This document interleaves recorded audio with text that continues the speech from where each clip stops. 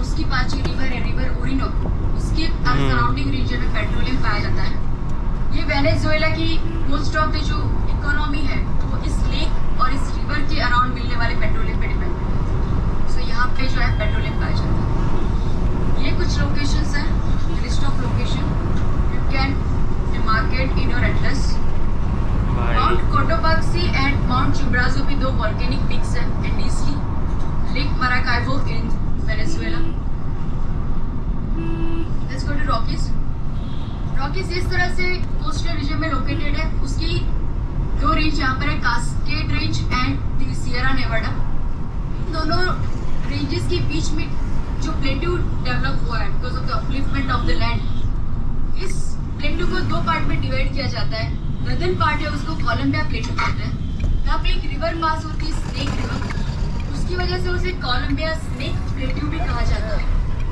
नीचे southern side पे जो Columbia snake plateau Colorado river कहते हैं, और कोलोराडो रिवर की वजह से ये जो पूरा प्लेट्यू है उसे कोलोराडो प्लेट्यू कहा जाता है। कोलोराडो प्लेट्यू बीच में यहाँ पे जो एक लेक है उसे ग्रेट सॉल्ट लेक। अरे भाई कितना प्यारा लग रहा है। अब ये जो रिवर है, लेक रिवर कोलोराडो, यहाँ पे देख सकते हैं Las Vegas is located on river Colorado.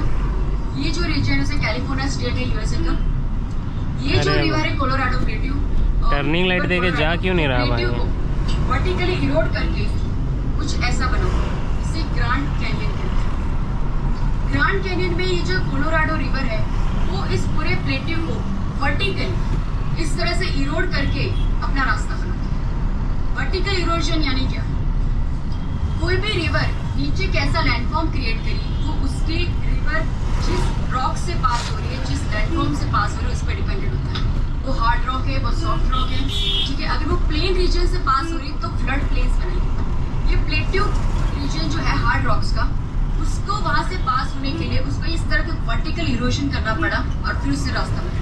कभी भी कोई भी रिवर जब भी पास होती है उसके इरोजन के 3 स्टेज होते हैं।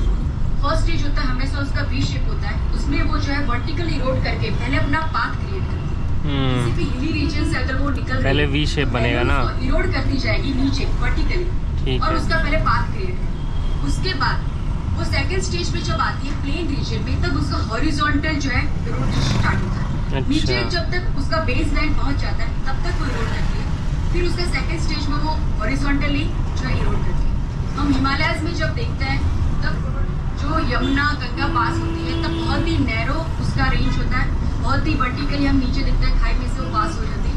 वो उसका फर्स्ट स्टेज होता है, उसमें वो वी शेप जो है उसकी वेरी होती है। उसके बाद हम हरिद्वार के बाद देखते हैं गंगा जो है उसका फ्रंट प्लेन बढ़ जाता है, उसका हॉरिजॉन्टल जो होता है इरोजन स्टेज होता है। उसका जो मैच्योर स्टेज होता है, सलाइन स्टेज होता है, वहाँ पे डेल्टा बन जाता है। उसका वॉल्यूम जो है पानी का कम हो जाता है। सही। जो सेडिमेंट्स वो लेकर आई है वो बहुत ही ज्यादा बढ़ जाता है और उसकी स्पीड बहुत ही स्लगिश हो जाती है, और डेल्टा के पास आते आते वो बहुत ही ज्यादा स्लगिश हो जाएगी। ये स्टेज होता है उसका डेल्टा स्टेज या सलाइन स्टेज। तो ये जो रिवर है उसे हम यूथफुल स्टेज कहेंगे क्योंकि ये इस तरह से वर्टिकली उसको इरोड करता है। This is the very famous place in USA near Las Vegas, the grand canyon. ये पूरा फीचर जो इस तरह वर्टिकली इरोड होता है उसे कैनियन कहते हैं। दैट इज ये कुछ लोकेशंस है अराउंड रॉकीज। माउंट लोगन जो है वो रॉकीज का हाईएस्ट पीक है, लेकिन नॉर्थ अमेरिका का वो हाईएस्ट पीक नहीं है। नॉर्थ अमेरिका का हाईएस्ट पीक है माउंट मैककिनली। पर अलास्का स्टेट है, मैं बताते हैं इंटरनेशनल डेटलाइन के टाइम पे अलास्का स्टेट में अलास्कन रेंज है, वहाँ पे मैककिनली लोकेटेड है। प्रीलिम 2005 से क्वेश्चन है, where is the volcanic mountain Mount Saint Helens is located? A chilli,